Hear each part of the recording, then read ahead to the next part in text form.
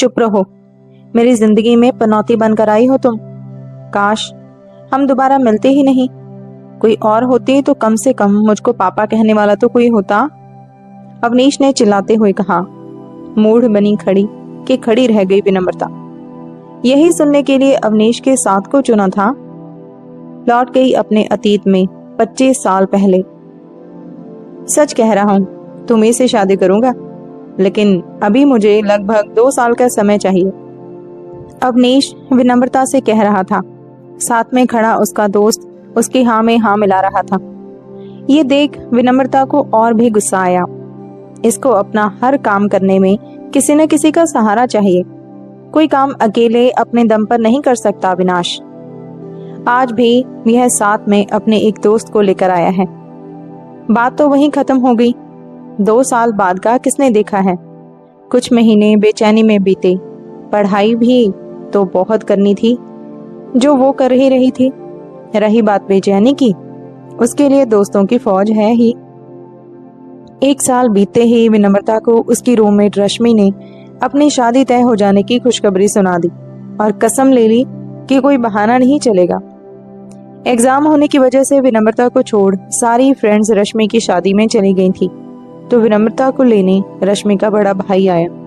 उनके साथ कार में आगे एक बहुत ही हैंडसम लड़का बैठा था।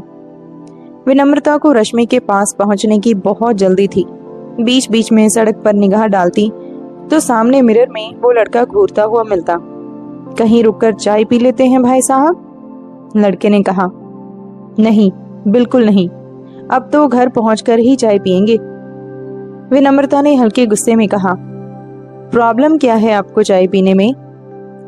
मुझे चाय पीने से नहीं, रुकने से प्रॉब्लम है। थोड़ी देर से क्या फर्क पड़ जाएगा?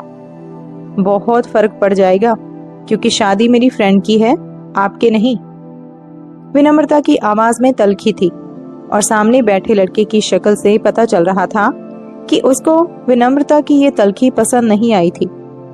रश्मि के घर जाकर वहां विनम्रता रस्मों में इतनी ज्यादा मशगूल हो गई कि किसी को उसकी आवाज की तल्खी पसंद आई कि नहीं, उसकी वजह से। बारात आ चुकी थी। दूल्हे को देखने की सभी फ्रेंड्स में होड़ लगी थी। द्वार पूजा होने तक सारी फ्रेंड्स बड़ी बेचैन हो रही थी। रस्म पूरी हुई और अभी जयमाला में थोड़ा वक्त था। फिर हम सारी की सारी फ्रेंड्स दूल्हे का इंटरव्यू लेने के लिए बिना किसी माइक के चालू हो गई। जयमाला के बाद विवाह की रस्में शुरू हो गई थी। सारी फ्रेंड्स रश्मि के अगल बगल अपना आधिपत्य जमाई हुई थी। विनम्रता, जरा सुन तो, धीरे से सोनाली ने उससे कहा। क्या हुआ? एक बड़ा हैंडसम सा लड़का तेरा नाम पूछ रहा था, शायद बाराती है। मैं किसी बाराती को नहीं जानती। विनम्रता की आवाज में फिर से वही तल्खी थी। ये लड़के भी अजीब होते हैं, किसी लड़की को देखा नहीं कि खोजबीन जारी, मन ही मन सोचा विनम्रता ने और सर झटककर विवाह की रस्मों में तल्लीन हो गई। ए सुनो तुम सब, हम कोई 4 खाना खाकर आते हैं, फिर और 4 चली जाएंगी, अनीता ने सारी फ्रेंड्स से कहा। विनम्रता के पेट में तो चूहे कूद रहे थे। रास्ते में कुछ खाया नहीं था और रश्मि के घर पहुंचने के बाद बस चाय के साथ कुछ छिटपुट खाया था। मैं तो खाना खाने जा रही हूँ, जिसको साथ आना है आ जाए, कहती हुई विनम्रता उठ खड़ी हुई। प्लेट लेकर खाना ले ही रही थी कि एक आवाज एक्सक्यूज मी सुनकर पलटी तो वही लड़का था जो कार में उसके साथ आया था। विनम्रता ने उसे ऊपर से नीचे तक देखा। वाकई हैंडसम है ये तो, मन ही मन सोचते हुए यस, उस लड़के की आंखों में आंखें डालकर कहा। May I know your name please, लड़के ने बोला। लेकिन उसके पूछने के तरीके में एक अकड़ थी। इतनी दूर तक साथ आई लेकिन फिर भी नाम नहीं पता कर पाए। विनम्रता ने भी अकड़ के साथ कहा, तुमको मेरा नाम पता है? लड़के ने फिर उसी अकड़ से पूछा। No, I am not interested, विनम्रता ने अपनी अकड़ कायम रखते हुए कहा। बट आई एम इंटरेस्टेड, यह कहते हुए वह जरा सा मुस्कुराया तो उसके गाल पे जो निशान था वो गहरा हो गया। विनम्रता की दिल की गहराई में भी कुछ हलचल हुई, जिसकी आवाज सिर्फ और सिर्फ उसे ही सुनाई दे रही थी। विनम्रता, विनम्रता ने धीरे से कहा, but you are not very विनम्र। ये कहते हुए लड़के ने जोर से ठहाका लगाया। Very funny. कहते हुए विनम्रता वहां से हटकर अपनी फ्रेंड मंडली के पास आ गई। खाना खाते हुए सोच रही थी, ओह, तो यही था जो मेरा नाम पूछ रहा था। विदाई का सब कुछ बड़ा ही हृदय स्पर्शी होता है। आंसुओं को आंखों में से निकलने के लिए हमारी इजाजत की भी जरूरत नहीं होती। उस रात सब लोग थे, घर भरा हुआ था। बस रश्मि के ना रहने से घर में एक खालीपन सा था। यही खालीपन हर लड़की वालों के दिल में और घर में हमेशा रह जाता है। दूसरे दिन सुबह जल्दी ही नाश्ता करके हम सभी एक मिनी बस में बैठ हॉस्टल के लिए रवाना हो गए। अचानक ही मुझे उस हैंडसम लड़के का ख्याल आया। अरे, मैं भी कितनी अजीब हूँ। उसको अपना नाम तो बता दिया, लेकिन उसका क्या नाम था? एक दिन विनम्रता डिपार्टमेंट से लौटी थी कि अनीता ने कहा, रश्मि के भाई साहब आए हैं, उसका कुछ सामान चाहिए उनको। अभी उसकी पीठ सीधी भी नहीं हुई थी, लेकिन झट से उठ बैठी, जल्दी से बाल संवारे और चल दी गेट की ओर। वहां पर पहुंचकर देखा कि मिस्टर हैंडसम भी साथ खड़े हैं। नमस्ते भाई साहब, विनम्रता ने बिना उस लड़के की तरफ देखे रश्मि के भाई को कहा। हाय, उस हैंडसम लड़के की तरफ से आया। हेलो। विनम्रता ने भी बिना किसी खिसियाहट अपनी तमीज का परिचय बखूबी दिया। मुझे रश्मि की ये सभी किताबें, लिस्ट थमा दी मुझे। चाहिए? उसको आने में कुछ दिन लगेंगे। अभी लाती हूँ भाई साहब, कहकर विनम्रता पलट दी। वह रूम में जाकर किताबें एक बैग में डालकर जब बाहर आई तो देखा भाई साहब नहीं थे और मिस्टर हैंडसम खड़े थे। भाई साहब कहाँ गए? विनम्रता ने पूछा। किसी काम से गए हैं, मुझे किताबें लाने को बोला है। Any problem? जी नहीं, कहकर विनम्रता ने उसे किताबों का बैग पकड़ा दिया और बाय कहते हुए जल्दी से पलट कर चल दी। By the way, my name is Vyom, उसने लगभग चिल्लाते हुए कहा। पर विनम्रता ने पलटने की जरूरत नहीं समझी। अवनीश से ब्रेकअप होने के बाद विनम्रता ने खुद को पढ़ाई और दोस्तों में इतना व्यस्त कर लिया कि और कुछ सोचने की फुर्सत नहीं थी उसके पास। लेकिन होनी तो अपने ही खेल खेलती रहती है। व्योम और विनम्रता दोनों कब अजनबी से दोस्त बन गए पता ही नहीं चला। व्योम ने अपनी दोस्ती का परिचय ईमानदारी से दिया। मेरी डाइवोर्स का केस चल रहा है और मेरा एक बच्चा भी है जो अभी 4 साल का है, व्योम ने कहा। क्या प्रॉब्लम चल रही है तुम्हारी और तुम्हारी वाइफ में? विनम्रता ने एकदम नॉर्मली पूछा। उसे मेरी किसी भी लड़की से बात करने में प्रॉब्लम हो जाती है। ये प्रॉब्लम नहीं, बीमारी है। उसे किसी साइकोलॉजिस्ट को दिखाओ, विनम्रता ने कहा। खुद आर्मी ऑफिसर की बेटी है और एक कैप्टन की वाइफ, फिर भी वो ऐसी क्यों है समझ नहीं आता। काउंसलिंग भी करवाई पर कुछ ज्यादा फायदा नहीं हुआ, व्योम ने दुखी मन से कहा। वक्त बीतने लगा।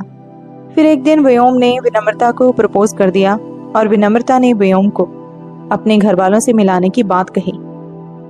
आई हैव नो प्रॉब्लम, व्योम मुस्कुराते हुए बोला। घर आकर विनम्रता ने मम्मी पापा को व्योम के बारे में सब कुछ साफ साफ बता दिया।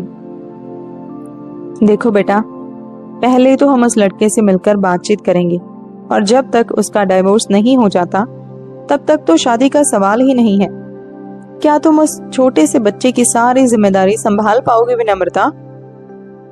मैंने अभी इस बारे में कुछ नहीं सोचा है पापा। इतना आसान नहीं है बेटा, बहुत मुश्किल होता है और साहस भी चाहिए इसके लिए। एक बार फिर से सोच लेना, पापा ने समझाते हुए कहा। उस दिन विनम्रता को नींद भी नहीं आ रही थी। उठकर मम्मी की किताबों की अलमारी खोली तो सामने मनु भंडारी की लिखी आपका बंटी दिखाई दी। उसने वह उठाया और अपना ध्यान व्योम से हटाकर किताब पढ़ने में व्यस्त हो गई। जैसे जैसे वो किताब पढ़ती गई, व्योम का बेटा उसके दिलो दिमाग पर सवार होने लगता। पूरी किताब पढ़ डाली। सुबह उठी तो विनम्रता की सूजी आंखों को देखकर मम्मी ने पूछा, क्या बात है बेटा, रात को ठीक से सोई नहीं? सोई तो थी मम्मी, लेकिन देर से। आज व्योम आने वाला था और विनम्रता भी हालात का सामना करने के लिए तैयार थी। अभी व्योम आया ही था कि पापा ने अपनी बात रख दी। सब कुछ ठीक है बेटा, लेकिन तुम्हारा डाइवोर्स कब तक होगा इसका कोई ठिकाना नहीं है। जब तक डाइवोर्स नहीं होता मैं इस शादी के लिए तैयार नहीं हूं। व्योम बहुत ही समझदार था। उसने भी उसकी हाँ में हाँ मिलाई और कहा, जी मेरी वाइफ तैयार नहीं है, इसी वजह से देर हो रही है। विनम्रता सभी बातें चुपचाप सुन रही थी। फिर पापा मम्मी के कमरे से बाहर जाने के बाद उसने व्योम को मनु भंडारी की किताब आपका बंटी पकड़ाकर कहा कि रात उसने ये किताब पढ़ी तो उसे लगा कि एक बच्चे को उसकी माँ ही अच्छे से समझ सकती है, कोई दूसरा नहीं समझ सकता। तुम भी इस किताब को एक बार जरूर पढ़ना, तब तुम्हें अपने बेटे को समझने में आसानी होगी और शायद फिर तुम कभी भी अपनी पत्नी से डिवोर्स ना लो। व्योम ने आश्चर्य से विनम्रता की ओर देखकर कहा, इतना सोचती हो तुम मेरी बेटी के बारे में, इतना तो उसकी माँ नहीं सोचती। मुझे लग रहा है कि मैं तुम्हारी और तुम्हारी पत्नी के बीच में आकर तुम्हारे बेटे की गुनहगार बन जाऊंगी। हम हमेशा अच्छे दोस्त रहेंगे, लेकिन तुम कम से कम एक बार अपने बेटे की खातिर कोशिश करके देखो, शायद सब ठीक हो जाए। सालों बीत गए, लेकिन विनम्रता का विवाह अवनीश से ही होना था, सो हो गया। व्योम का डिवोर्स हो गया, लेकिन वक्त लगा। उसने दूसरी शादी नहीं की और वह अपने बच्चे के साथ अकेले ही रह रहा था। जिस बच्चे की खुशी के लिए उसने यह निर्णय लिया था, वो बच्चा बिना माँ के ही रह गया था क्या? उस बच्चे का बिना माँ के रहने का कारण वो खुद तो नहीं थी। अगर वो हाँ कर देती तो उस बच्चे को उसके रूप में माँ तो मिल जाती, और उसका बिना बच्चे के रहना ऊपर वाले की उसके साथ नाराजगी तो नहीं। पता नहीं किस्मत हमारे साथ क्या क्या खेल खेलती है और हम उस खेल का हिस्सा बनते जाते हैं। चाय कब दोगी मुझे? अवनीश के चिल्लाने की आवाज से वापस अपने वर्तमान में लौट आई विनम्रता। व्योम से हुई आखिरी मुलाकात के वक्त उस किताब के पहले पन्ने पर विनम्रता ने लिखा था, एक बेटे को उसकी माँ से दूर नहीं करने की दिल से की गई एक पहल। तो दोस्तों, ये थी आज की कहानी। उम्मीद है पसंद आई होगी। किस्मत के खेल होते हैं, जिसको मिलना होता है, संजोग होते हैं, उसी से ही रिश्ता बनता है, चाहकर भी हम कुछ नहीं कर सकते।